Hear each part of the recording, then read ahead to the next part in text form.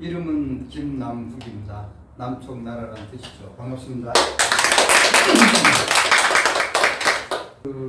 대관령의 이 땅과 산과 이 숲과 이 지형적인 여건을 갖고 좀 재미있게 뭘 해볼 수 있지 않을까.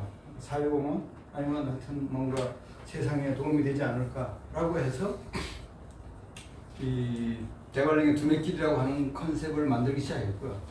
제일 처음에는 뭐 이렇게 시작됐습니다. 굉장히 아주 멋진 경치인데 여름에는 이게 전부 다 푸른 초원이고 뒤에 사진도 있지만 겨울에는 이렇게 눈이 덮여 있어서 대관령의 산에 이산저산 제가 심심해서 올라가다 보니까 어렸을 때 제가 여기서 뭐 토끼 잡으러 가기도 하고 소풍도 가고 등등해서 옛날 추억 때문에 이산저산 올라가 보다 보니까 뭐 좋다는 생각 정도만 했습니다.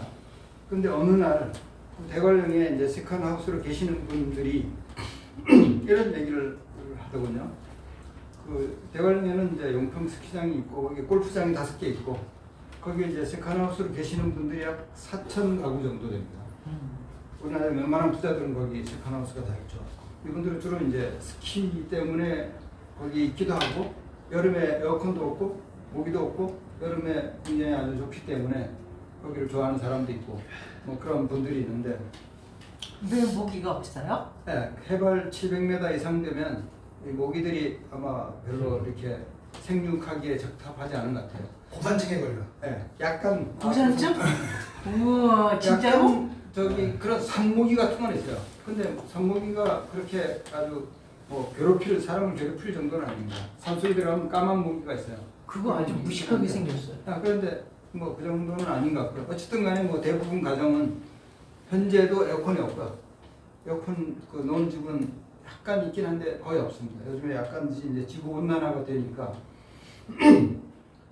그리고 하여튼 그분들이 얘기하는 게 대부분 골프 때문에 이제 거기 오시는 분들인데 한 3일 골프를 치고 나면 뭐 볼거리 재밌거리가 없다. 대관령이 뭐 그냥 평범한 시골이고 저기처럼 뭐 배추밭 있고 뭐 저기 뭐 하여튼 재미가 없다. 그래서 대관령에 숲길을 좀 걸어보면 어떻겠냐. 제가 보니까 숲이 아주 굉장히 우리나라는 뭐 어디나 다 숲이 좋긴 하지만 대관령은 인공조림이 많습니다. 화전민들이 살던 마을들을 박정희 대통령이 그 공비들하고 같이 그 뭔가 이적 행위, 적대 행위를 할 수 있기 때문에 안 되겠다고 그 공비들을 전부 다 그 화전민들을 빼고 거기다 이제 삼양 하늘 목장 그 다음에 거기에 숲을 전나무 숲, 낙엽송이라는 숲을 조성했는데 이게 거의 60년 가까이 되니까 굉장히 아주 울창한 인공조림이 많습니다. 그렇구나. 근데 거기에 이제 국민의 숲이라고 이제 대표적인 아주 굉장히 멋진 숲이 있는데 뭐 조그만하긴 한데 그 주변에 굉장히 큰 게 많아요. 그래서 제가 이제 어떤 분들을 모시고 이 골짜기 가보고 저 골짜기도 가보고 이렇게 가보니까 이분들이 이렇게 대관령에 좋은 데가 가까이 있었는지 몰랐다. 사실은 우리나라 어디 가거나 숲 이런 게 좋은 게 많은데 이 4,000명에 가까운 부자들이 대관령에서 이렇게 걸어 다니는 거를 해볼까 이런 얘기를 해요. 그러면서 어떤 분이 저한테 아이디어를 주시는데 그 홍천에 이시영 박사가 만든 힐리언스 마을이라고 있더군요. 거기보다 대관령이 훨씬 좋은데 대관령 이 전체를 힐리언스 시티로 만드는 거 어떠냐? 좋은 생각이네. 이런 우리나라가 아까 고령화로 되고 여기 이제 무병장수 하려면 뭐 대부분 유병장수 하잖아요. 무병장수 하려면 건강에 관한 컨셉들이 굉장히 지금부터 습관적으로 스스로 만들어갈 일인데 그런 것들을 해보면 좋지 않을까 뭐 이런 생각을 하게 돼서 이 평화두리 이름은 이제 평화두리 트레일은 이거는 이제 그 강원도가 그 평창올림픽 때 컨셉이 평화라고 하는 겁니다. 그러니까 평화라는 말과 두리는 이제 둘레라는 뜻이요. 평화의 어떤 둘레길 트레일이라는 이름을 붙여갖고 강원도에 돈 받으려고 만든 이름입니다. 현재로는 평화두리 트레일이라고 그러지 않고 대관령 두뇌길이라고 하는데 이것을 이제 창립총회를 할 때 만들었던 이제 PT 자료고 이걸 통해서 이제 강원도하고 이제 몇 가지 접촉하는 것들이 있기 때문에 이름을 평화두리 트레일이라고 이제 컨셉을 만들었습니다. 그 대관령이라고 하는 지역은 우리나라의 대부분 둘레길들은 꽃갈형이 많을 겁니다. 산이 있고 산 중심으로 바깥으로 도는 거죠. 지리산 둘레길, 제주 올레길 등등 전부 대부분 평지보다는 산을 중심으로 해서 만들어졌는데 대관령면은 좀 반대 개념입니다. 깔때기형이죠. 마을이 타운이 가운데 있고 바깥에 능선길이 있는데 이 타운의 이 높이가 700m보다 조금 높습니다. 해발 700m. 나머지 바깥에 있는 능선 산길을 1200m부터 1400m의 이 산들로 둘러싸여 있죠. 고원 둔지라고 그러죠. 둔지형의 지형을 갖고 있습니다. 그래서 강원도 가다 보면 여러분들이 뭐 해피 700이라는 말을 가장 많이 보거나 듣는 얘기인데 이 700m부터 아마 한 1200m까지가 인체의 그 어떤 주는 몇 가지 요소 중에 첫 번째 이 산소 호흡, 그러니까 산소를 흡입하기에 가장 좋은 기압 효과라고 그러거든요. 기압. 그래서 세계적인 장수촌들이 대체적으로 바닷가에 있든지 중산간, 그러니까 해발 한 1000m, 2000m 사이에 많이 있는가 봐요. 그래서 굉장히 그 산소가 몸에 작용하기 좋은 조건을 가진 면, 그래서 산소가 몸에 충분히 흡입이 되면 굉장히 많은 병과 뭐 힐링 뭐 이런 부분에 이제 효과가 있다라고 이제 증명이 되어 있는 것 같습니다. 그래서 해발 한 1700에서 한 1200m가 인체 생체 리듬에 가장 좋은 뭐 그런 조건인 것 같고요. 그다음에 이제 대관령은 굉장히 그 독특한 뭐 역사적인 과정을 갖고 있는데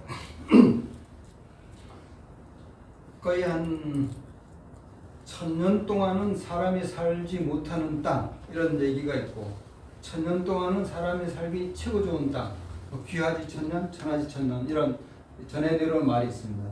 그러니까 지금부터 약 1000년 동안은 거의 사람이 살 곳이 안 된다는 얘기였습니다. 왜냐하면 춥고 바람 많이 불고 농사짓기 힘들고 그냥 일조량이 적으니까 그 다음에 거기가 안개가 많이 끼기 때문에 일조량 자체도 좋고 일조 일수도 좋고 그러니까 농사 지을 수 있는 조건들이 굉장히 나쁘죠. 그래서 옥수수, 메밀, 감자, 이모작은 거의 안 되고 요즘에는 이모작도 합니다만 굉장히 그 농사 효과가 약한 곳, 농사 지어도 이 생산량이 거의 가치가 있는 작물들이 아닌 뭐 그런 어떤 부황작물 같은 부분. 실제로 뭐 저희가 어렸을 때도 저는 제가 10살 때 강릉에서 대관령으로 이사를 갔는데 그때 대관령 사람들은 조금만 살기 좋으면 강릉 가서 살아야지 대관령은 사람 살 곳이 못 된다. 지금도 그런 생각하는 사람 많아요. 거기 살 곳이 못 된다. 이런데 어쨌든 간에 왜 거기 대관령에 우리나라 최고의 부자들이 거기에 별장이 몇 억짜리도 있지만 30억짜리도 있고요. 최근에는 40억짜리도 새로 만들어요. 거의 논현동 집이나 대관령 집이나 똑같아요. 땅값 자체는 논현동이면 평당 500만 원, 1000만 원 되는데 여기는 평당 1, 2, 30만 원인데 집값은 40억이라는 거죠. 우리나라 부자들이 왜 대관령에 세컨하우스를 갖고 있는가? 그게 아까 이런 힐링의 조건 같은 것도 있고 물론 스키장이라고 하는 것도 있고 몇 가지 이제 조건들이 있죠. 그런데 그동안은 삼청교육대 비슷한 국토개척단이라고 하는 박정희 대통령이 집권하고 나서부터 그 대관령에 대한 몇 가지 그 목표를 만들었는데 가장 거기에 공비가 주로 지나가는 그 울진 삼척 공비들이 나는 공산당이 싫어요 이런 사건들이 전부 다 그 지역에서 일어났던 사건들입니다. 그래서 화전민들을 전부 다 없애버린다. 화전민들을 전부 다 쫓아버리고 그 지역에 그 삼양 하늘 목장이라고 합니다. 한일 목장인 요즘 하늘 목장이라고 합니다. 거기에 약 1000만 평짜리 이제 목장을 만들었는데 이 목장지대가 아마도 이런 하여튼 분위기인데 산 꼭대기가 평평해요. 대관령에 가보시면 높은 산이 없습니다. 자체가 높기도 하고 그 산들이 전부 다 둥글둥글한 거의 암석이 없는 그런 그 화강암의 마스터 계열의 산입니다. 농사짓기는 좋긴 한데 하여튼 거기가 그런 조건들이 땅의 조건보다는 기후 환경적인 조건이 안 좋아서 하여튼 이 화전민들이 저희 고모부도 여기서 화전을 하다가 하여튼 병이 나서 돌아가셨어요. 어렸을 때 하여튼 저희 집에 감자를 이렇게 그 가마니에 담아 가져와서 이거 저기 삼양목장 있는 거기 삼정평이라고 합니다. 삼정승이 그 식솔들을 데리고 전부 살만한 넓은 땅이라고 하는 겁니다. 거기서 이제 화전을 하다가 하여튼 돌아가셨는데 거기를 좀 더 넓게 이 산 전체를 여기 평지만 전부 다 하여튼 다 나무를 밀어버리고 거기다가 이제 목장을 만들었죠. 근데 그 국토개척단이라고 하는 그 일종의 이제 그 당시에는 사회적으로 뭔가 격리시켜야 될 사람들을 이쪽에다 집단적으로 모아놓고 그리고 하여튼 거기서 탈출하면 뭐 총으로 쏘기도 하고 뭐 등등 했는데 거기에 이제 몇백 명이 이 나무를 베고 그 당시엔 장비가 없으니까 전부 다 직접 손으로 베고 나무를 베고 도끼로 하고 뭐 이렇게 해서 이 삼양목장과 한일목장을 만들었죠. 상당히 이런 역사적인 애환이 있는 곳이죠. 이런 그 화전민과 어떤 목장과 이런 것들을 연계시키는 그런 관광 효과를 만들 수 있지 않을까. 그 다음에 이제 대관령의 이 산들은 바다도 보이는, 그러니까 바다를 조망, 물론 바다가 한 30km 바깥에 있긴 하지만 우리나라에서 초원지대, 바다를 볼 수 있는 그런 트레킹 길이라고 하는 거는 아마 여기밖에 없을 겁니다. 그래서 우리나라의 스위스다, 뭐 이렇게 얘기하고 이번에 이제 강원도지사에 선거 나왔던 분들은 이 대관령 일대를 바다가 보이는 알프스로 관광을 개발한다 이런 얘기도 있었습니다. 그래서 이런 초원과 바다를 볼 수 있는 그런 길. 그 다음에 이제 강릉에 불과 이제 30분이면 강릉 바닷가로 가기 때문에 참고로 제 일과를 말씀드리면 오전에 회사 일 하다가 오후 한 4시 정도면 이제 회사가 끝나면 30분이면 바로 경포대도 있고 안목 커피거리도 있고 주문진 해변도 있거든요. 전 매일 바닷가에 가서 음악을 들으면서 하여튼 해변을 산책하는 게 제 일과입니다. 그래서 다른 사람들이 30km를 달려갖고 거기 뭐라 하냐 그러면 이렇게 생각해 보십시오. 우리 집이 서울의 평창동인데 내일 압구정동 가서 커피 한 잔씩 마시고 와야 좀 이 문화적인 이런 기분 전환이 될 수 있지 않느냐. 다른 이유도 있어요. 제가 이제 혼자 살다 보니까 집에 일찍 들어가면 저녁을 먹고 혼술 한잔 하면 빨리 자잖아요. 9시나 9시 전에 자게 되면 새벽 1~2시부터 깨갖고 잠이 와서 어떻게든 늦게 자려고 그런 이유도 있긴 한데 30분 만에 바다를 갈 수 있는 곳. 그랬더니 어떤 분이 그 얘기를 하시더군요. 프랑스의 샤모니보다 훨씬 좋은 조건이다. 샤모니에 가본 사람들이 샤모니의 일일 방문객 수가 샤모니가 한 인구 10,000명 정도 되는 도시입니다. 근데 대관령은 인구 한 7,000명 정도 돼요. 샤모니가 대관령보다 조금 커요. 그런데 하루에 10만 명도 방문하더라. 굉장한 하여튼 그런 이 관광객들이 유입이 있는데 그 샤모니의 장점은 몽블랑산이라고 하는 아주 세계적인 명산이 있고 그 명산 근처를 사람들이 트레킹을 하는데 다 몽블랑산에 올라가는 게 아니고 하여튼 샤모니에서 일정 한 1000m, 2000m 올라가서 거기서 그냥 걷다가 도로 내려오고 이런 사람들이 대다수다라는 거죠. 우리나라 사람들은 산 이러면 정복해야 된다고 생각하는데 아마 그쪽에 있는 사람들은 그 어느 정도 자기가 좋아하는 중턱에서 걷기를 하는 것으로 아마 만족하는 것 같아요. 그래서 샤모니 가보니까 굉장한 관광객들이 있는데 대관령이 샤모니보다 낫더라. 그 이유가 첫 번째로 샤모니에서 바다 가려면 비행기로 가야 되는데 대관령은 30분 만에 바다를 갈 수 있더라. 도보로. 30km. 30분 정도. 차로 30분이죠. 두 번째로 샤모니는 굉장히 돌이 많은데 대관령은 전부 다 흙으로 되어 있습니다. 그래서 대관령은 절이 없습니다. 대관령 면에는 절이 하나도 없어요. 왜냐하면 절이 있으려고 하면 대부분 바위산 근처에 있어야 됩니다. 왜냐하면 바위산 근처가 지자기의 영향을 받아서 기가 세죠. 거기에 이제 금속 성분이 있으면 자기장이 이걸 증폭시키는가 봐요.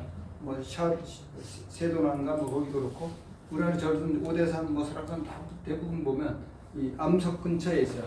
근데 대관령은 굉장히 기가 부드러운 땅이라는 거죠. 그래서 전부 흙으로 되어 있다는 거죠.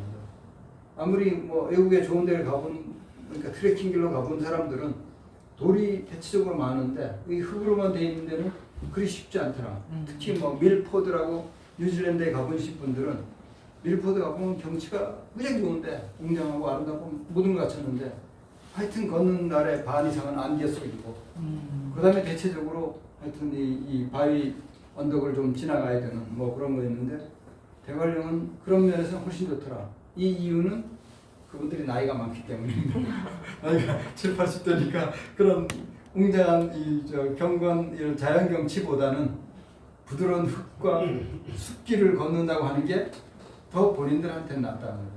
그래서 아까 전제로 한 이 고령화와 관련된 우리나라의 부자들이 전 세계 다 가본 부자들이 이제는 가볼 때를 다 가보기도 하고 이제는 관절이 안 좋아서 별로 여행을 못하는 분들도 많은가 봐요. 그분들이 마지막 인생으로 살기는 대관령이 최고다 라고 하는 얘기입니다. 결론적으로 볼 때. 그래서 하여튼 뭐 그런 이 동해안과 그 다음에 주문진, 그 다음에 무슨 강릉시에는 뭐 바우길이라고 있고 상당한 문화적인 이유가 있죠. 이분들이 가장 걱정하는 건 대관령에 가면 병원이 있느냐. 학자의 아프면 거기 걱정입니다. 30분 거리에 아산병원이 있습니다. 아산병원, 종합병원이 있기 때문에 사실은 서울 시내에서도 종합병원 가려면 30분 더 걸려요. 그러니까 그것도 큰 문제가 아니다 라고 해서 이제 하나의 조건들을 얘기를 한 겁니다. 그 다음에 이제 가장 이 대관령 두메길의 컨셉은 지역 경제를 활성화시킨다라는 겁니다. 지역 경제 활성화라고 한다 그러면 방문객이 많이 오는 게 좋은가 하는 게 하나의 어떤 질문이 될 텐데 대관령 두메길은 약간 그거하고는 다른 방향으로 갑니다. 그러니까 대관령에 계신 분들이 조금 싫어하는 분들이 선자령에 오시는 분들이에요. 당일로 버스 타고 와서 거기서 선자령 가서 김밥 먹고 내려와서 흙먼지나 눈을 휴게소에서 털고 그리고 바로 서울 가면 지역 경제에 무슨 도움이 되냐 이런 의구심을 가진 분들이 꽤 있습니다. 그런데 물론 그거는 뭐 지역 주민들도 문제죠. 그래서 대관령 휴게실 근처에 휴게소에 북쪽 휴게소에 거기에 이제 뭐 음식 뭐 이런 가게들이 있어요. 사실은 뭐 감자떡 뭐 오뎅 뭐 등등 하는데 별 맛이 없어요. 맛있게 못합니다. 그러니까 거기 가서 사 먹고 싶어도 맛집이 없으니까 안 사 먹게 되고 그냥 바로 가게 되고 뭐 이런 이유도 있는데 악순환이 이제 되는 거죠. 그래서 대관령에 굉장히 좀 컨텐츠들이 더 많이 있어야 되지 않느냐라고 하는 게 지금 현재 문제이긴 합니다. 근데 어쨌든 간에 지역 경제를 활성화하기 위해서 대관령의 이 문화 콘텐츠나 등등 이런 자연 환경을 갖고 해보자 뭐 이런 이제 얘기가 있었죠. 그래서 특히 이제 2018년 동계올림픽 때 하루 아마 최고 많은 방문객이 있을 때가 한 3만 명 정도 왔던 것 같습니다. 그때 뭐 지역에서는 상당히 경제적인 효과를 본 사람들이 있는데 특히 거기 파리바게뜨 빵집이 있는데 전국에서 가장 매출이 많았던 때가 이제 동계올림픽 때였죠. 그때는 뭐 특수한 상황이었으니까 뭐 다른 음식점 이런 데도 전부 다 아주 넘쳐났지만 테이크아웃을 가져갈 수 있는 게 아무래도 뭐 그게 빵이 제일 좋을 테니까 그런 것에 대해서 다시 한번 어게인 2018을 좀 했으면 좋겠다라고 하는 지역 주민들의 이제 기대와 바람이 있고요. 그러려면 이제 새로운 관광 자원, 그 다음에 이제 역사적인 뭐 그런 스토리, 결국은 이제 일자리 창출의 목적이 있죠. 그렇게 하기 위해서 대관령의 이 숲길을 걷기 명소로 만들자. 힐링과 휴양 개념으로 가서 체류 기간을 길게 가져가자. 당일보다는 더 오랫동안 체류할 수 있도록 하자. 더 나아가서는 지금 현재 목표는 현재 한 4,5천 가구 정도의 세컨하우스를 2배로 늘리자.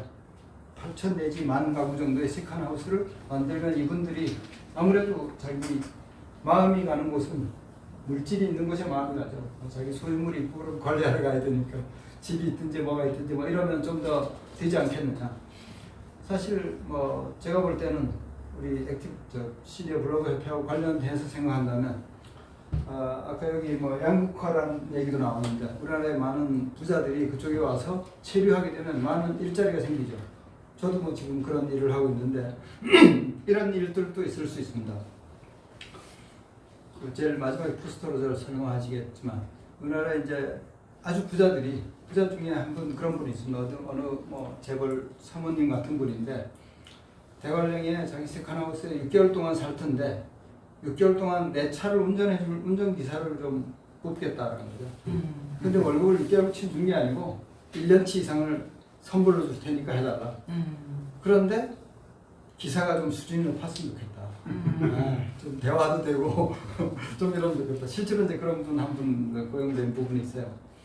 그 다음에 이제 거기 세컨하우스에 계신 분들이 또 어떤 분은 자기 운전하기 싫은데 그때 일종의 뭐 대리기사 같은 건데 그렇다고 대리기사는 마음에 안 들고 또 젊은 사람들은 싫다. 그래서 어느 정도 좀 나이가 있는 분들이 좀 이렇게 운전을 해주면 좀 편안하지 않겠냐. 대화도 되고. 그런데 이거를 일본에서는 노노케어라고 하는 비즈니스더군요. 보니까. 상노인을 중노인으로 본다.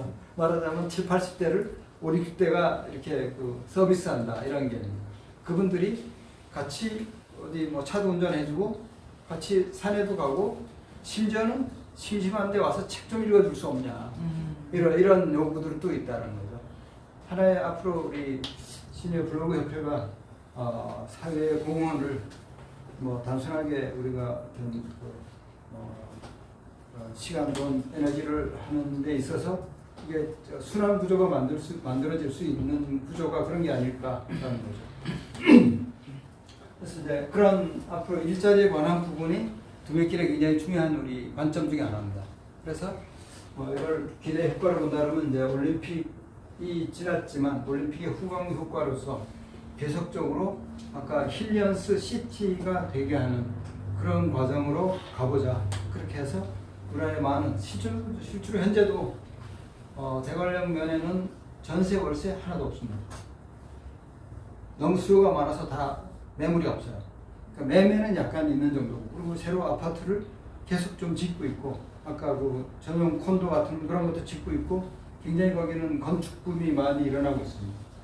그 이유는 코로나 때문에 강원도가 가장 그동안 힘들게 고통스럽게 문제를 갖고 있던 게 알펜시아의 에스테이트인가? 단독형 별장들. 그 별장이 아마 한 4, 500개 되는데 그게 분양이 안 돼서 강원도가 빚더미에 있었어요. 그런데 코로나가 생기고 난 다음에 3달 만에 전부 분양이 됐습니다. 이야. 전부 팔렸습니다. 20억, 30억 되는 게 특수를 늘렸네. 네, 그러니까 부자들이 외국에 못 나갔는데 서울에 있긴 싫고 어디 가려고 보니까 그런 매물들이 있는 데가 별로 많지 않고 또 부자들은 자기들끼리 또 몰리는 효과가 있잖아요. 실제로 거기에 알펜시아에 지금 살고 있는 사람이 이재영이 엄마 누구죠? 홍라희 씨도 거기 살고 이학수 회장도 살고 하여튼 뭐 삼성 출신 임원들이 거기에 많이 있는 것 같아요. 하여튼 우리나라의 웬만한 재벌들은 거기 아마 세컨하우스가 다 있다고 보면 됩니다. 하여튼 뭐 그런 것도 있고 그 다음에 또 어떤 분들은 개인의 목적보다는 회사의 영빈관처럼 사용하는 분들도 있는 것 같아요. 그런 세컨하우스를 회사에 중요한 손님이 오면 호텔가 중심이 아니고 우리 회사에 그런 영빈관이 있으면 거기를 이용하시라고. 저도 뭐 거기 그런 데 몇 군데 가봤는데 저기 성북동이나 평창동에 아주 최고급 그런 회장들 집하고 똑같아요. 그런 스타일로 돼 있거든요. 뭐 너무 넓어서 청소하기 힘들 것 같은데 근데 어쨌든 간에 상당히 많은 고용 유발 효과가 생기고 있습니다. 그 다음에 이제 뭐 이런 일자리들도 쓸 수 있죠. 여성들한테는 거기에 굉장히 숙박업소가 거의 한 5,000개 이상 되거든요. 호텔 객실이나 콘도 객실 이런 부분. 그런데 대부분 주말하고 여름 겨울에만 사람들이 몰리죠. 룸메이드라고 청소하는 거죠. 갑자기 필요하죠. 주말만. 그래서 예를 들어서 시니어 블로그 협회가 주말에 1박 2일에 2박 3일 가서 하루는 그 룸메이드 청소도 하고 뭐 정리하고 하루는 바닷가 놀고 하루는 설악산 구경하고 오는 2박 3일 워크앤 이걸 뭐라 그러죠? 워크앤 플레이. 워킹 할리데이. 워킹 실제로 우리 제가 이제 관리하는 용평 리조트 안에 청소하는 분들이 있었는데 혼자 살기는 하루 종일 하는 게 좀 지루하죠. 그래서 2명이 하루 일하고 하루 쉬고 이렇게 하거나 일주일 일하고 일주일 쉬고. 근데 하여튼 뭐 괜찮다. 물론 월급은 반밖에 못 받는 거죠. 그런데 먹고 자고 전부 다 제공한다니까 그거 재밌겠다. 이런 워킹 할리데이 개념들을 앞으로 좀 확장시킬 수 있지 않을까. 이걸 이제 워킹 할리데이라고 그러기도 하고 워크쉐어라고 하기도 합니다. 그러니까 지금 현재 아주 노동 강도가 높지 않은 그런 일들을 우리가 혼자서 다 하기는 또 즐길 시간도 없고 하는데 좀 좋은 환경에 있는 곳에 가서 한 반은 즐기고 한 반은 일하고 그리고 수입도 좀 만들고 시간이 안 가서 고민하는 분들은 괜찮을 것 같아요. 우리 회장님은 시간 부자라 그러는데 저는 2010년도에 회사를 정리하고 시간이 많으니까 너무 힘들더군요. 일 중독에 빠진 사람들이 갑자기 시간이 많으면 그래서 제가 만든 말이 하나 있습니다. 시간한테 고문당해봤냐. 시간이 너무 많아서 오라는 데도 없고 갈 데도 없고 특히 할 데도 없고 이거 멘붕이 오는 제가 이제 일 중독에 해당되는 성취 중독에 빠졌던 사람들은 그런 병이 걸릴 확률이 많습니다. 갑자기 시간이 많아지면. 그래서 하고 싶은 걸 하면 되잖아. 하고 싶은 게 돈 되는 일을 안 가지고 그러니까 제가 남한테 봉사한다거나 취미생활 한다거나 이런 건 좀 아니고 저한테 뭐가 시간당 들어오는 뭐가 유익성이 있어야 이게 할 만한 거지. 저는 그렇게 살던 사람이었습니다. 그러니까 굉장히 갑자기 시간이 많으면 미치죠. 시간에 대해서 느끼는 요구가 전체적으로 보면 남자들은 무조건 남자라고 버릇다가 그걸 갖다 자기가 쓰든 집에 주든 DNA 자체가 버는 걸로 돼 있어요 머릿속이. 그러니까 벌이가 없는 일은 그리고 벌이가 없는 일로 시간 보내는 거는 지금 오늘 현재도 우리 남자 세계 별로 안 맞아. 나이에 관계없이 모든 걸 저는 경제적인 가치로 판단하는 습관을 갖고 있었죠. 저 사업이라고 하는 거는. 지금도 그렇습니까? 지금은 이제 조금 내려놨죠. 아까 말씀드린 것처럼 돈을 벌어서 쓸 데가 없기 때문에 벌어들 이유가 없어졌어요. 옛날엔 벌면 최고급 요트를 사고 하여튼 남들한테 우월적인 자기 과시를 하여튼 끝까지 해보자. 심지어는 그레이트 개칠처럼 한번 살아보자. 그런 정도였으니까. 남자들은 기본적으로 좀 경쟁심에서 우월감이 있어야 이 존재감이 있는 그런 동물적인 기질이 있지 않을까. 저는 상당히 그런 면이었는데 지금은 아까 말씀드린 것처럼 그게 무슨 의미가 있느냐. 제가 품을 잡고 제가 잘난 척하는 그게 무슨 의미가 있느냐. 그래서 제가 이제 시간이 많아서 혼자 바닷가에 걸으면서 별 생각을 다 하는데 우리 인생을 정리해 보니까 12글자에 다 해당되더군요. 12글자면 다 설명이 됩니다. 아시겠지만 생로병사, 희로애락, 사랑하고 다 그렇죠. 그 다음에 2개 더 있다면 흥망성쇠. 그 다음에 마지막 4글자가 더 있어요. 뭐겠습니까?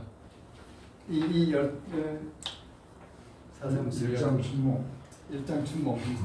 공수래 공수광. 요 4가지를 벗어나는 것은 약간 인간의 세계하고는 좀 다른 세상입니다. 신의 세상을 의미하기도 합니다. 막 같지 않지만 사람이 마음대로 못하는 게 대부분 마음대로 못하지만 길흉화복은 마음대로 못합니다. 이거 마음을 곱게 쓴다고 길흉화복이 왔다 갔다 하는 건 아닌 것 같아요. 이건 어떤 절대자가 하여튼 선물로 주든지 하여튼 괴롭히든지 이런 거. 이 16글자죠. 그러면 인생이 전부 다 모든 책은 이 인간이 갖고 있는 모든 지식 경험 모든 것들은 이 안에 다 들어가지 않나요? 이걸 어떻게 구성하고 편성하고 재밌게 만들자 그러면 베스트셀러고 아니면 뭐 아무것도 아니고 뭐 제가 볼 땐 그런 것 같아요. 그러면 제가 저 산에 가고 바다 가고 뭐 그러면서 도대체 뭐가 의미가 있지? 뭐가 가치가 있지? 이런 생각으로 제가 이제 시간이든 하는 일을 갖고 이렇게 재단을 해볼 때 아까 말씀드린 것처럼 세상에 한번 살았으면 의미 있는 일을 한번 해보는 게 좋지 않을까. 그 의미 있는 일도 저는 이렇게 생각합니다. 신이 선물한 뭐 하나님이든 부처님이든 하여튼 신이 선물한 것은 바탕 그림이라는 거죠. 바탕 그림. 그림을 이렇게 바탕 그림이 있죠. 거기 색칠은 각자 자기가 하는 거죠. 신은 인간한테 자유의지라고 너 마음대로 살아봐라 하는데 내 마음대로 자유의지로 어떤 그림을 그리고 어떤 색깔을 칠하느냐에 따라서 뭐 본인 스스로 좀 뭐 의미를 느끼거나 의미를 느끼지 못하거나 그렇지 않을까 이런 생각이 들거든요. 그래서 하여튼 이 대관령 두매길은 굉장히 앞으로 그런 생각들도 하면서 걸어야 되는 길이 아닐까. 많은 생각을 하게 하는 그게 하나의 어떤 관점 중에 하나입니다.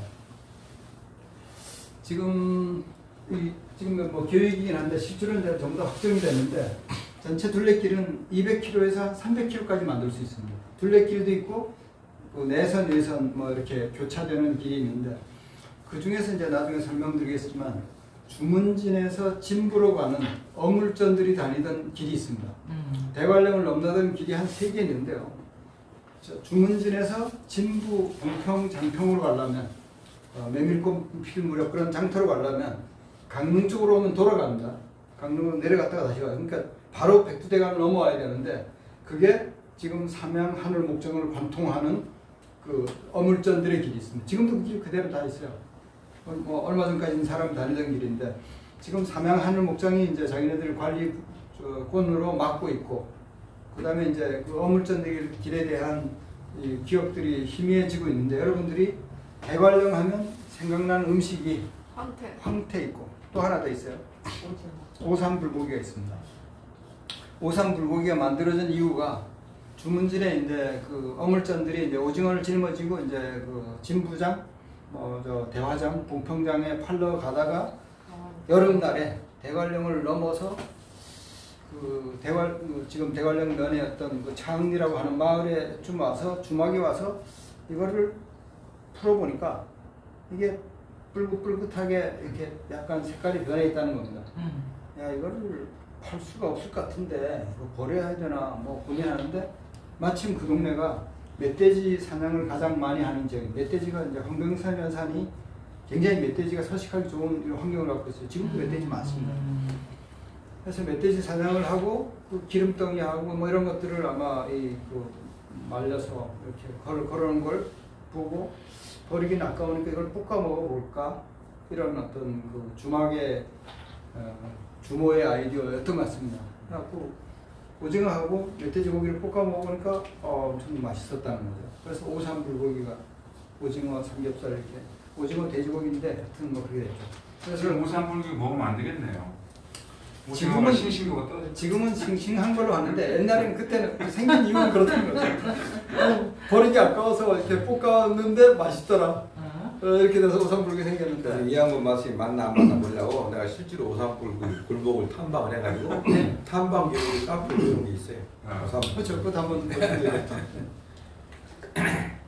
근데 오삼불고기는 왜 유명해졌는가 하면 용평 스키장이 1974년도에 생겼습니다. 그리고 우리나라에 이제 그 당시에 스키 탈 정도 되면 상당히 그래도 서울에서 부자들이 많았는데 그 부자들이 그 오삼불고기를 만드는 납작식당이라고 하는 식당이 있습니다. 지금도 있어요. 그 집이 이제 오삼불고기의 원조라고 하는 집인데 그 납작식당에 그 할머니가 아마 뭐 납작댁인가 아마 뭐 그런 별명이 있었던 것 같아요. 그 집에 가서 오삼불고기 먹고 왔느냐 안 먹고 왔느냐가 용평에서 스키를 타고 왔냐 안 타고 왔냐 물어본 질문입니다. 오삼불고기 먹었냐? 그러면 용평 갔다 왔구나.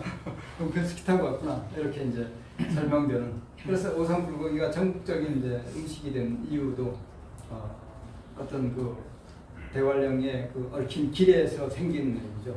그게 뭐 어물전들이 다니지 않았더라면 아마 그런 음식이 안 생겼겠죠. 그래서 주문진에서 진북까지가 약 한 60km 정도 되는 그 길인데 그 길의 절반 정도는 이미 강릉의 바우길로 편입돼 있거나 또 바우길을 활용해도 되고 나머지 길들은 이미 이제 길이 있기 때문에 이번에 이제 지자체 선거가 끝났기 때문에 우리가 그 길을 개통을 해보는 걸 적극적으로 추진해보자. 그전에는 왜 못한가 하면 강릉시장하고 평창군수가 당이 달라요. 그러면 서로 협조가 잘 안 되는 거예요. 이번에 보니까 같은 당이더군요. 그래서 이제 해보려고 하는 그런 길이 있고 그 다음에 자연보호라고 하는 컨셉을 아주 극명하게 가져가려고 합니다. 기존에 많은 이 둘레길, 올레길하고 차별화하려고 하면 대관령의 이 두매길은 자연 그대로 건드리지 않고 놔둔다. 인공 분용을 최소한도 시키고 그 다음에 야자 매트 안 깔고 불편하더라도 그대로 간다. 이게 컨셉입니다. 그러면 혼자 가보려고 하는 사람은 상당히 뭔가 마음이 내키지 않을 수가 있습니다. 그래서 이제 만들어낸 이유가 대관령 두매길은 가이드를 동반한다. 혼자 가서 갈 수도 있긴 하겠지만 최대한도로 가이드를 동반해서 움직인다. 그러면 가이드 일거리도 생기잖아요. 뭐 꼭 수입하고 연계될 수도 있고 아닐 수도 있는데 어쨌든 간에 그 가이드 동반한다. 이게 이제 뉴질랜드의 밀포드라고 하는 밀포드 트레일이 반드시 가이드 동반하고 가야 됩니다. 반드시 예약해야 되고 그리고 밀포드 트레일은 그냥 횡단하는 걸로 되어 있는데 하여튼 2박 3일이나 3박 4일 동안 반드시 먹고 자고 해야 되는 이런 그 오두막을 지나야 된다고 합니다. 저는 뭐 가보지 않았는데 그래서 밀포드 트레일이라고 하는데 컨셉에 그 가이드 동반하는 거를 하여튼 최대한도로 권장하자. 그러면 굉장히 아주 이 안내를 잘해야 될 이유가 많지 않습니다. 가이드만 알고 있으면 됩니다. 그래서 약간의 최소한도의 투자로 최대한도의 효과를 보게 하자. 근데 그걸 자연보호라고 하는 포장으로 간다. 그래서 단 한 포기의 야생화도 밟지 않고 갈 수 있게 하자. 훼손하지 말자. 왜냐하면 야생화 굉장히 많습니다. 저기 대관령에 뒤에 사진이 있으니까 보고 설명하죠. 그 다음에 이제 제일 어려운 문제가 하나 있습니다. 그 사명하늘 목장의 절반 정도가 국립공원관리공단 지역에서 비탐방 구간입니다. 실제로는 진입하기 어렵게 돼 있어요. 그러니까 안 되게 돼 있습니다. 가게 되면 들어가면 벌금 내야 되는 뭐 이런 부분이죠. 그래서 그쪽 부분을 해결하려고 우리가 지금 대관령 두매길이 현재는 미해결 과제입니다. 그래서 우리가 그 사명하늘 목장하고 국립공원관리공단하고 산림청에다가 우리는 자연 훼손을 하지 않는 조건으로 우리 그 트레킹을 할 거기 때문에 시간, 장소, 인원을 사전 통보하고 그 코스 범위 내에서만 움직이고 어떤 자연 공공관리공단에 어떤 문제가 되는 일들이 안 생기도록 하겠다. 그러니까 허용을 해달라. 현재는 뭐 그런 제시를 하고 있는 지역이고 답을 받은 상태는 아닙니다. 그 협회를 하면 어디를 말씀하세요? 협회 공인 가이드에서. 그게 이제 협회가 이제 사단법인 대관령 트레일이죠. 두매길이죠. 사단법인 두매길에서 공인한 가이드. 그래서 가이드 양성 과정을 지금 아마 금년 하반기부터 하려고 합니다. 상반기에는 지금 여러 가지 조건을 못 했는데 뭐 우리 시니어 블로그 협회 회원들도 가이드로 등록하실 수 있습니다. 일주일에 한 번씩 아마 한 2달간 교육을 받는 거. 그 등록을 하면 저한테 잘 보여야 돼. 여기 잘 보여야 돼. 회장님 나한테 잘 보면 되는 거죠. 저는 시니어 블로그 협회에 직접적으로 뭐 이렇게 인풋하는 건 이게 중요한 거야. 누구한테 잘 보이냐. 그래서 대관령의 이제 트레킹 길이 이제 우선 길이 굉장히 복잡하게 돼 있고 거기에 안내도나 이런 것을 아주 철저하게 만들지 않을 거기 때문에 가이드가 동반해야 되고 두 번째로는 가이드가 즐거움도 줘야 되죠. 또 뭐 우리 그 숲 해설, 그 다음에 지역의 향토 해설, 그 다음에 산악 안전 이런 것들을 전부 다 하여튼 가이드가 책임져야 되는데 특히 제일 중요한 거는 뭐 여기 계신 분들은 별 문제 없지만 우리는 80, 90 된 그 노인들이 죽기 전에 우리 뭐 버킷리스트처럼 대관령의 이 두매길에 이 둘레길에 1000m 이상 되는 산이 14개가 있습니다. 히말라야 14자 비슷하죠. 이 1000m 이상 되는 14개 산을 다 가보고 싶다 라고 하면 그 소원을 들어드린다는 거죠. 걸어가든 업고 가든 안고 가든 하여튼 보게 해드린다는 거죠. 해드리면 되죠. 물론 유료일 수도 있고 무료일 수도 있어요. 예를 들어서 어떤 시내 블로그 협회에서 이분들은 무료를 모셔야 된다 그러면 무료로 하고, 이분은 유료로 갑니다 그러면 유료로 하고, 이런 어떤 양쪽의 그 조건을 다 충족시키는 뭐 그런 계획을 갖고 있습니다. 그 다음에 이제 일부 지역은 지금도 뭐 선자령 쪽, 그 다음에 이제 그 백두대간의 고르포기산, 안반대기 이쪽은 지금도 굉장히 등산로 잘 돼 있고 지도 잘 돼 있고 갈 수 있습니다. 이게 한 3분의 1 구간 정도, 나머지 3분의 2 구간은 거의 같은 그 원시 상태로 남아있죠. 그래서 한번, 물론 이건 우리 쪽의 주장이긴 하는데, 이 두메길의 주장이긴 하는데 한번 여러분들이 생각을 한번 해볼 필요가 있다는 거죠.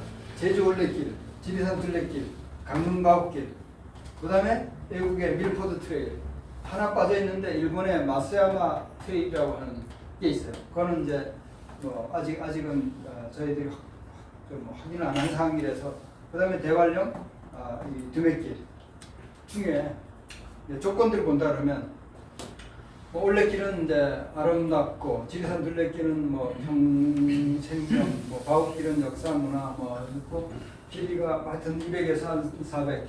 이용자가 올레길은 뭐 200만 명 이상 되는가 봐요. 지리산도 50만, 뭐 강릉 100만 등등. 근데 밀포드는 하루에 40명만 딱 입장한답니다. 여기는. 뭐 하여튼 이쪽에 이제 정책이죠.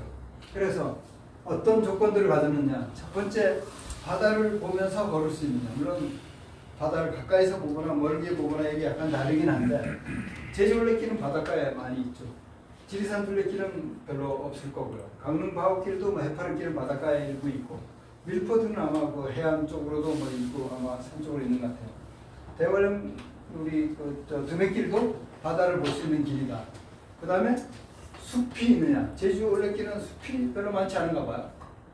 제가 알고 있고. 그 다음에 이제 지리산은 있을 거고, 강릉 바우길은 뭐 있는 것도 있고 없는 것도 있고, 대관령은 거의 100% 숲길입니다. 숲속에 나 있죠. 그 다음에 이게 흙으로 되어 있느냐. 바위가 아니고 걷기 편한 쿠션이 좋은 흙으로 되어 있느냐. 원래는 아닌 것 같아요. 제주도는 바위가 많으니까. 그런데 하여튼 우리는 전체가 다 흙길이다. 그 다음에 초원도 볼 수 있느냐. 아마 뭐 제주도는 일부 있지만 대관령은 이 고원 초원지대, 삼양 하늘 목장에 굉장히 아주 푸른 초원지대를 관통한다. 그 다음에 겨울에 눈도 충분히 밟을 수 있는가. 다른 데는 별로 많지 않은 것 같아요. 여기는 그런 게 있고. 그 다음에 해발 700m를 충족하느냐. 생체 리듬에 가장 좋은 조건을 갖고 있느냐. 전부 다 여기는 너무 오래됐잖아요. 그러니까 대관령은 힐리엔스 시티로 만들 수 있는 조건을 다 갖고 있다. 우리나라에서 그 하여튼 유병장수하는 사람도 와서 하여튼 치유해야 되고, 무병장수하려면 대관령에 살아야 된다. 또 제주 올레길하고 비교했을 때 난이도는 어떨까요?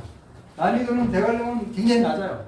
거의 높낮이가 없습니다. 그러니까 700m부터 300m까지인데 깔딱고개가 거의 없습니다. 거의 그냥 완만한. 오늘 제가 실제 다 제주 올레길 다 걸었거든요. 네. 제주 올레길은 여기서 지금 다 그 약간 대관령 두메길을 유기하게 써놨기 때문에 제주 올레길을 불리하게 표현했지만 여기 표현하고 상관없이 제주 올레길 걷는데 상당히 불편해요. 불편해요? 그럼요. 왜냐면 얼마나 불편하냐면 돌덩어리가 많아. 제주가 돌덩어리가 작은 돌도 큰 돌이 있는데 큰 돌이 막 중간 돌하고 섞여갖고 길 있으면 그거 가는데 엄청 발이 피곤해. 그게 나무 데크로 되어 있는 데가 많지 않아요? 제주도는 나무 데크가 거의 없어요. 나무 데크 있는 데는 뭐 다른 어디든 일부 어디나 우리 청계산 가는 데가 나무 데크 있지. 제주 올레길은 자연 최대한 자연을 살렸어요. 그러니까 이제 돌이 많으니까 최대한 자연을 살리다 보니까 하루 종일 돌길만 걸을 때도 있어요. 그러면 엄청 피곤할 텐데. 그렇죠. 그래서 제주 올레길은 거리만 보고 오늘 뭐 7km다. 이 7km면 우리가 한 시간에 아무리 못 가서 4km 가니까 이건 2시간이면 가지 않느냐? 7km 가는데 5시간 걸려. 5시간. 6시간 걸리고. 그래서 제일 좋은 일꾼이 원래 26개 코스인데 반드시 21일 잡아야 돼요. 25일 잡으면 하루가 못 틀려. 하루에 한 코스 잡아요. 저는 저기 시간이 손박하고요. 네. 맛집하고 그거 좀 간단하게 좀 있어요. 네, 또 마지막으로 제가 설명드리겠습니다. 지금 뭐 모든 조사가 준비되어 있고 사단법인도 만들었고 지금 이제 몇 가지 이제 사업을 하려고 하는 게 뒤에서 한 번 더 설명했지만 금년 아니면 하여튼 내년 정도 되어질 겁니다. 어게인 2018이라고 해서 2024년도에 청소년 동계올림픽을 대관령하고 강릉에서 합니다.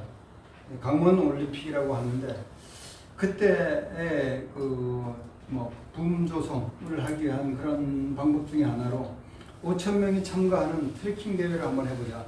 일본의 마쓰야마라고 하는 데서 3일간 이 트레킹 대회를 하는데 일본 마쓰야마는 걷기 프로그램인데 5km, 10km, 20km 막 걷기 하는데 동네에서 동네로 그 김영철의 무슨 동네 한 바퀴 비슷한 컨셉입니다. 거기는 주로 맛집, 주로 특산물, 주로 구경거리 이주로 해서 걸어 다니면서 하는데 하루 방문객이 최대 10만 명까지도 있을 수 있다고 합니다. 금년도 11월 5일부터 7일까지 하는데 혹시 관심 있는 분들은 저희가 한번 가볼까 합니다. 마쓰야마 걷기 대회, 3day 워킹 이런 프로그램인데 그쪽에 어떤 컨셉하고 좀 차입을 해서 특히 이제 자원봉사자 2018년 자원봉사했던 분들이 겨울에 추운데 굉장히 고생했던 기억이 있을 테니까 그분들을 초대해서 3일간 걷기 대회를 한번 해보자. 물론 모든 예산은 강원도에서 지불해 준다는 조건으로 이런 계획을 하나 갖고 있는 게 있고 이제 이런 삼양 하늘 목장의 여름 풍경은 이제 이렇게 돼 있죠. 굉장히 아주 광활한 이런 언덕에 펼쳐진 초원지대 이런 것들이 하여튼 굉장히 특색 중에 하나죠. 오늘 회장님 최초에 한번 우리 걷기 이거 할 때 세 번째. 네. 그 중에 제일 잘생긴 사람. 사람. 공차 보면 제일 잘생긴 사람. 첫날 왔는데 그때 눈이 와서 눈길을 한번 걸어봤죠. 네. 그때 한번 탐색을 했던 적이 있죠. 이게 이제 대관령 두메길의 지도인데 이 전체가 여기가 낮고 바깥은 이제 능선 높습니다. 실제로는 여기서 꺾어지는 게 아니라 이리로 돌아가긴 하는데 코스를 약간 바꾸긴 했는데 하여튼 한 구간 여기가 이제 1구간, 2구간, 3구간, 4구간, 6개 구간으로 돼 있고 이 둘레길 자체가 6개 구간에 한 70km 정도. 그 다음에 나머지 지선들이죠. 안에서 빙빙 돌거나 바깥을 넘나들거나. 근데 아까 말씀드린 어물점 보부단길은 여기 주문진에서 출발해서 원래는 이 매봉으로 가는 걸로 돼 있는데 여기가 이제 국립공원관리공단에서 관할하기 때문에 아마도 이 삼자령 쪽으로 돌릴 확률이 많이 있습니다. 이를 해서 이 사파리 목장, 그다음에 여기 장무바위산, 여기 켄싱턴 진구 가는 길, 이 길을 하여튼 조만간에 한번 개통식을 한번 해보면 좋지 않느냐 이런 생각이고요. 그다음에 이제 올림픽 트레일이라고 하는 게 있는데 요 구간은 산림청에서 올림픽에 참가하는 선수들이 훈련용으로 만들었어요. 그래서 이 길을 좀 더 확장해서 상당 부분은 아주 좀 걷기 편하게 선수들이 이제 훈련장으로 쓸 수 있도록 그렇게 하는 거를 이제 산림청에 요구를 했고요. 하여튼 전체적으로 이게 여기가 낮은 깔대경이기 때문에 어디로 올라갔다가 어디로 내려오든 간에 다 마을로 내려오게 되는 이런 효과가 있습니다. 그래서 지금 산림청하고 평창군에서는 지역경제를 활성화시키는 쪽, 말하자면 교수님대로 다닐 코스가 아니고 2, 3일 동안 머무를 수 있게 하는 이런 어떤 정책으로 가보자. 그리고 아까 말씀드린 맛집들하고 그쪽에 관광에 관한 것들 지금 그건 책으로 하나 만들려고 합니다. 완전히 아주 대관령을 중심으로 해서 먹고 즐길 수 있는 모든 프로그램들을 하나의 어떤 관광 정보지를 만들자라고 하는데 현재로는 지금 대관령에 아파트를 분양하는 회사가 있습니다. 한 200채 정도 분양하는 회사인데 대관령에 세컨하우스를 갖는 분들은 전부 다 유유상종이거든요. 거기에 계신 분들이 사는 분들이 야 여기 좋으니까 와서 살아봐. 여기 저 새로 집도 지어. 이 사람들이 소개해야만 거기가 부동산이 거래가 되지. 그냥 한번 놀러 갔다가 집 사거나 그러면 생각을 못 하거든요. 그러면 지금 현재 대관령에 세컨하우스에 있는 분들이 제일 필요로 하는 게 그 맛집이나 관광이나 거기 즐길거리 컨텐츠에 대한 정보입니다. 그래서 이 정보를 책으로 만들자.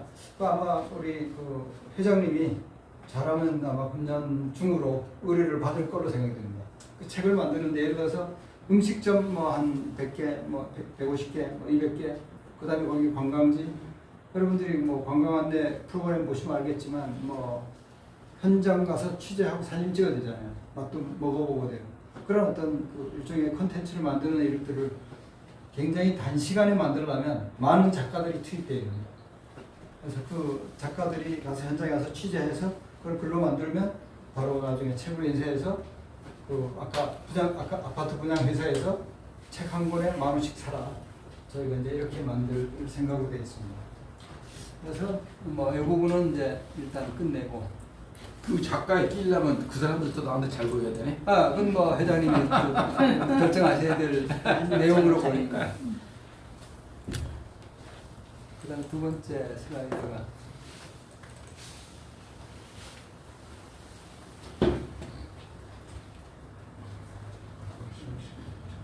소혜선 씨 맛집 그 한방길 잘 쓰시더라고. 몇 마리 끼어. 그렇죠. 하여튼 뭐 글 쓰는 분은 이제 회장님 심사하셔서 그 작가로 등단하시는 분들은 하시고 이게 이제 그 걷기 축제 하려고 하는 어게인 2018에 대한 이제 개념들인데 뭐 아까 말씀드린 것처럼 이제 2024년 올림픽 붐조성하기 위한 거, 그다음에 이제 여기 두메길에서 하고 여기서 특히 이제 중요한 건 아마 후원들이 중요할 겁니다. 저희가 볼 때는 이제 알펜시아 용평, 그다음에 이제 뭐 삼양 하늘 목장, 특히 그 노스페이스에서 100km 산악 마라톤을 강릉하고 대관령하고 두 군데서 하는데 이번에 이제 저희가 어떻게 하든지 간에 노스페이스를 대관령 둘레길로 하도록 한번 뭔가 해보자. 그래서 혹시 노스페이스하고 연관된 분이 계시면 또 저희 쪽하고 같이 좀 해보시면 좋지 않을까 이런 생각을 합니다.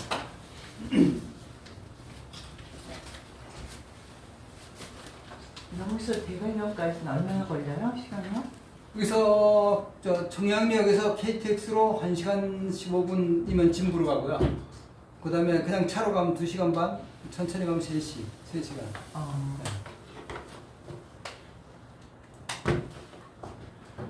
청량리에서 KTX.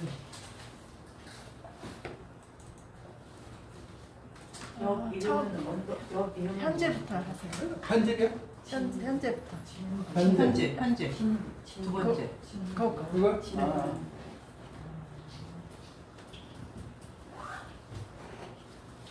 그래서 굉장히 많은 이 후원을 섭외를 좀 해야 되지 않을까. 그리고 일부는 이제 참가비를 받는데 참가비는 선물로 다 이제 돌아가는 그런 형태로 하고, 하여튼 기존에 어떤 그 자원봉사를 했던 분하고 앞으로 하실 분들 그 위주로 이제 기획을 하고 있고요. 그래서 이제 뭐 다양한 프로그램들을 예를 들어서 이제 8월 하반기 정도가 용평 알펜시아가 주 어떤 숙박업소이기 때문에 거기에 성수기를 약간 지나가고 난 그 다음에 이제 8월 중으로 해야 되는 이유는 학생들의 개학하기 전, 왜냐하면 이 참가자들은 우리보다는 그 자원봉사자들을 참가시키려고 하는 목적 때문에 그렇게 해서 하는데 트레일런도 하고 여러 가지 관광 프로그램들을 해보자 이런 계획들을 지금 강원도에 제출한 내용이고요. 그 다음에 뭐 이런 내용은 말씀드린 거고, 홍보 활동 뭐 다양하게 하면 되고, 행사 비용은 그냥 뭐 저희가 러프하게 만들었는데 약 한 그 5억 정도의 행사 비용을 강원도에서 받아야 되지 않을까, 잘하려면 이런 생각을 하고 있고, 이건 뭐 될지 안 될지는 앞으로 두고 봐야 할 것 같습니다. 진행합니다. 이건 하여튼 이런 계획을 하나를 갖고 있고요.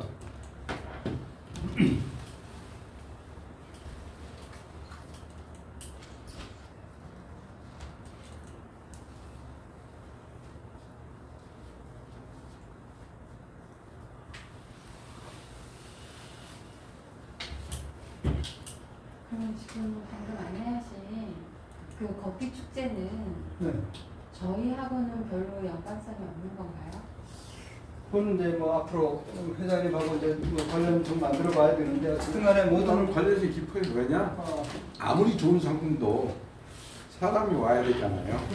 그러니까 대관령을 알리는 방법으로 그걸 쓰려는 거니까 우리가 관계가 없는 게 아니고 엄청 중요해요. 왜냐면 예를 들어 그 대관령 서단법인 대관령 두매길에서 한다 하더라도 그걸 돈을 들이고 홍보하는 부분은 당연히 전체 하지만 화면 누르면 우리 여기가 회원들 없어져요. 통해서 우리 회원들한테 어차피 그 길이 시니어를 위한 거니까 우리가 홍보해야 돼요. 참여도 우리 회원들이 많이 하는 게 좋고 지금 하는 이분이 하시는 말씀은 거의 100% 우리가 연결을 지려고 하면 뭐든지 다 오게 되는 거예요. 실제로 우리 대관령 두매길에 이사가 10명 있는데요. 그 중에 한 분이 우리 김봉주 회장입니다. 김봉주 회장님은 개인이 아니고 시니어 블로그 협회가 이사로 들어왔다고. 그래서 우리가 외부에 가서 얘기할 때 현재 회원이 몇 명입니까라고 하면 정회원은 100명입니다.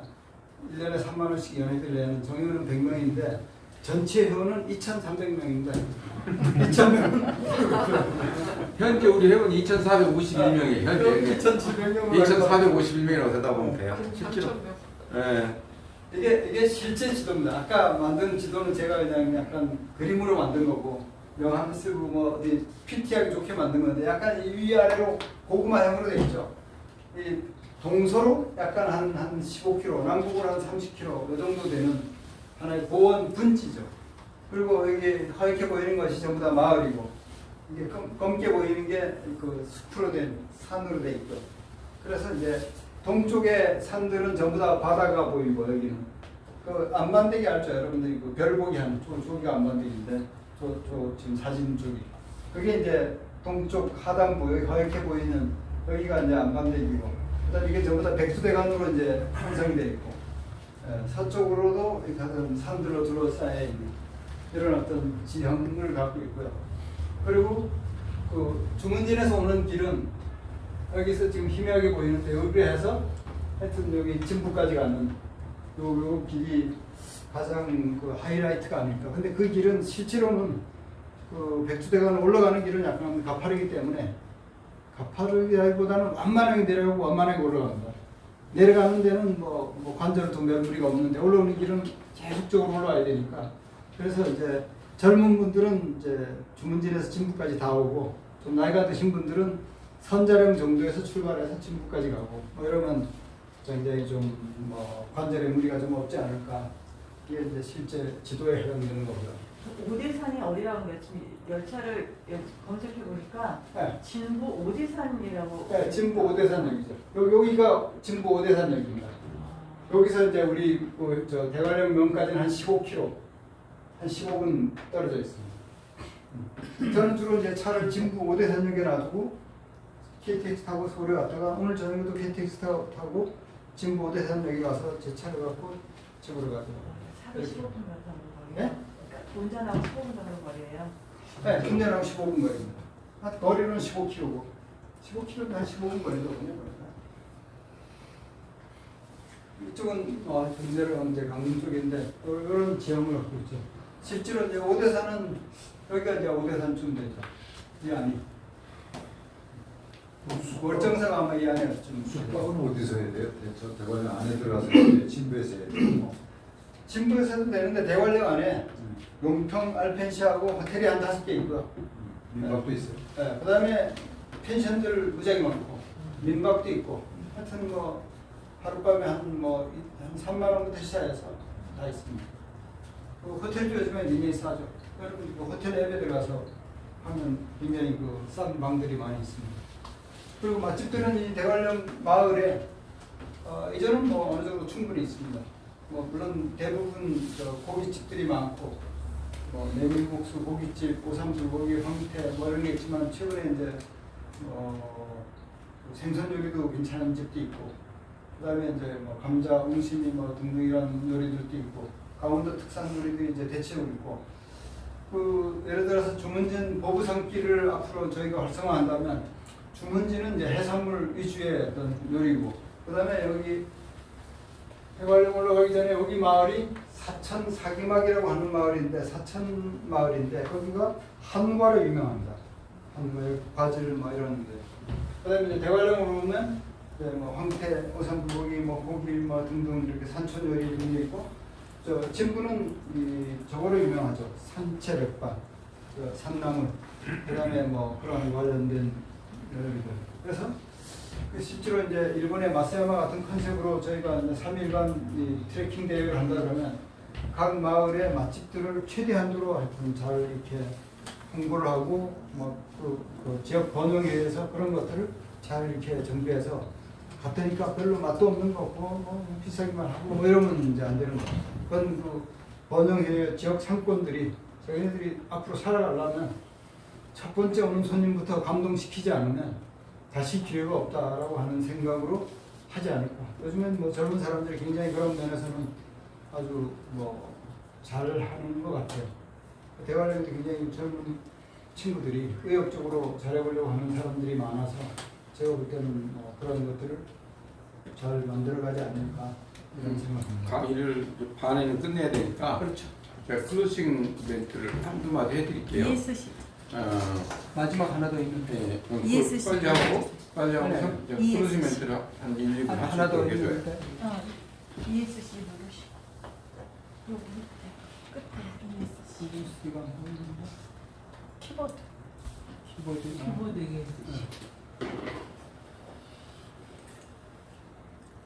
이게 마지막으로 제가 지금 회장님하고 대화할 네. 마지막 컨셉입니다.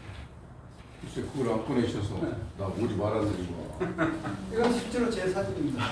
여기가 국민의 숲이라고 하는 숲인데 대관령 이런 인공숲들이 전나무, 뭐 낙엽송입니다. 큰 산이 아니죠. 굉장히 아주 잘 우거진 숲들이 많아요. 그래서 이거는 제가 이제 우리 회사 지금 회사에서 근무하는 회사에서 잘리면 대관령에서 가이드로 먹고 살아야 되겠다. 이렇게 생각을 하고 있었는데 이제는 뭐 아직은 잘릴 염려가 없어서 모든 사람들이 이 일에 참여하면 좋지 않겠느냐 이런 생각으로 만든 겁니다. 하여튼 저 대관령 700m 숲속하고 오솔길 여기 트레킹 가이드를 하고 평창 동해안 근처에 관광 명소까지 전부 다 컨서지 투어라고 하는 개념으로 왔는데 컨서지가 집사 그러니까 심부름 해주는 이런 분 아까 말씀드린 것처럼 운전도 해주고 편의 제공. 같이 저 대화도 하고 뭐 식사도 같이 하거나 아니면 뭐 뭔가 심부름도 하고 이런 개념입니다. 인력 풀 회사를 만들어야 되겠네. 네? 그쪽에 인력 풀 회사를 만들어야 돼. 에어플레이션 우리 회장님 하고 있으니까 대관령에도 물론 있죠. 그러면 대관령에 있는 분들이 이용하겠다라면 우리 두메길에서 다 서비스하면 되는데 이분들이 대관령에만 사는 게 아니고 대부분 서울 살아요. 서울에서부터 나를 모시고 가서 하여튼 뭐 놀든지 산에 가든지 해보자 라고 하면 대관령에서까지 올 출장 오지 못합니다. 여러분들 여행 가보면 알겠지만 그 가이드 투어가 있고 현지 로컬 가이드가 따로 있잖아요. 우리는 로컬 가이드로만 한다는 거죠. 로컬 가이드. 서울에서 하여튼 뭐 어떤 조건으로 가자고 하면 그건 우리 저 시니어 블로그 협회가 하셔야 되는 거 아니냐. 그래서 지금 내가 이번 일요일 날 교회를 가야 됨에도 불구하고 그걸 제끼고 지금 이번 일요일 날 거기 또 실습 가잖아요. 실습. 이제부터 이렇게 독실한 크리스찬이었다고. 내가 이제 다 해보고 나서 지금 여러분한테 안내를 해야 되니까 책임이 무거운 사람이요. 하여튼 뭐 여기 관광지가 상당히 많아요. 여기 올림픽 관련된 것도 있지만 월정사, 상원사, 뭐 목장, 뭐 봉평 허브마을, 강릉, 뭐 선교장, 오죽헌, 뭐 그다음에 동해안, 뭐 부채길, 바다 부채길, 촛대바위, 노추산, 모정탑, 설악산, 뭐 전부 다 1시간 이내 거리입니다. 이러한 지역을 관광 가이드를 하시거나 아니면 대관령에 두메길 22개 코스입니다. 이 22개 코스를 뭐 원하신 분들은 모시고 가서 가이드를 한다거나 등등 이런 일들을 아까 말씀드린 것처럼 타겟은 우리보다 좀 나이가 드신 분들은 이분들이 혼자서 본인이 운전해서 혼자 다니기가 불편하거나 이런 분들을 또 일본의 노노케어 같은 그런 서비스 프로그램으로 이러한 것을 한번 시니어 블로그 협회에서 추진해 보시는 게 좋지 않냐. 물론 이거는 대관령 두메길로만 돼 있지만 이건 전국에 어디나 다 가능한 얘기입니다. 이런 어떤 서비스 모델을 확장을 하게 되면 우리나라 고령화 문제에 어떤 그 일조하는 문제도 되고 그다음에 양극화 문제도 약간 있는 분들이 좀 써야죠. 쓰게 만드는 뭐 그런 부분도 일조할 수도 있고 특히 이번에 6월 5일 날 여기에 대표되는 그 케이스 스타디를 하나 진행하는데 여기 이제 신영원 교수님이라고 하는 분이 있어요. 나이가 70 중반쯤 됩니다. 이분이 저희들하고 같이 늘 산에 다니는데 점점 이제는 걷는 속도가 느려져서 이거 젊은 사람들하고 젊지도 않은데 우리하고 같이 가는 게 굉장히 부담스럽다. 그래서 저 A 코스는 물론 안 되지만 B 코스도 아니고 C 코스를 만들어 달라. 자기가 다닐 정도. 그리고 자기가 비슷한 사람들을 몇 분 모시고 갈 테니까 높낮이가 평탄한. 그다음에 하여튼 관절에 무리가 없는. 그리고 시간도 한 뭐 2-3시간, 3-4시간 산책 같은 거죠. 그런 걸 해달라. 돈 줄 테니까. 가이드 비용 줄 테니까.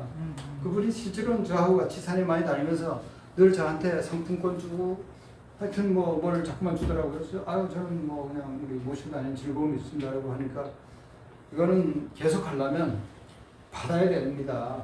저보고 이거 받아야 된다. 그 신발도 따를 텐데 그러니까 등산화도 사신고 그래야 되는 거 아니냐. 그래서 그동안 짭짤하게 잘 받았었습니다. 그래서 이제는 다른 분들이 이제 그래서 이제 하나의 이제 시범 케이스를 해서 그걸 조금씩 늘려가 보면 우리 그 블로그 협회에도 좋은 일거리가 될 것 같고 두메길은 약간 좀 그런 쪽의 목표를 좀 더 두는 전국의 젊은 사람들이 다 와서 흙먼지 날리면서 한 바퀴 돌아가고 돌고 간다 출발합니다. 하는 거는 아직은 아니다. 그 지역에 살고 있거나 대관령을 굉장히 좋아하시는 분들이 더 좋아해서 전국적으로는 거기서 짓고 살겠다. 이렇게 해서 지역 경제를 도모를 해보자.